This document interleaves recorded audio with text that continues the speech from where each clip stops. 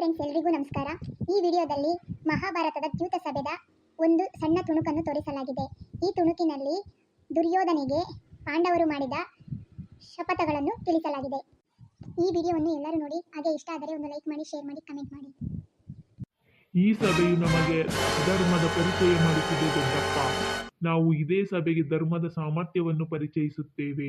13 ವರ್ಷದ ನಂತರ ಪಾಂಡುಪುತ್ರರು ಮರಳಿ ಬಂದಾಗ ನಾವು ಆದೇಶವನ್ನಲ್ಲ, ಅಧಿಕಾರವನ್ನು ಕೇಳಲು ಬರುತ್ತೇವೆ. ನನ್ನ ಪ್ರತಿಜ್ಞೆಯನ್ನು ಕೇಳಿ ಸಮಾಜನರೇ, ಧೃತರಾಷ್ಟ್ರರ 100 ಪುತ್ರರ ಅಂತ್ಯವು ನನ್ನ ಕೈಯಿಂದಲೇ ಆಗುವುದು. ಹಾಗೂ ಈ ದುಶ್ಯಾಸನ ಎದೆಯನ್ನು ಸೀಳಿ ಇವನ ರಕ್ತವನ್ನು ಕುಡಿಯುತ್ತೇನೆ. ಅಂತ್ಯದ ಆರಂಭವಾಗಿದೆ ಮಹಾರಾಜ ಧೃತರಾಷ್ಟ್ರ. ಯಾರ್ಯಾರು ನಮಗಾಗಿರುವ ಮೋಸವನ್ನು ನೋಡಿದ್ದೀರೋ, ಆದರೂ ಮೌನವಾಗಿದ್ದೀರೋ, ಅವರ ಅಂತ್ಯವಾಗುವುದು. ಶಿವನ ರುದ್ರ ತಾಂಡವೇ ನಡೆಯುವುದು.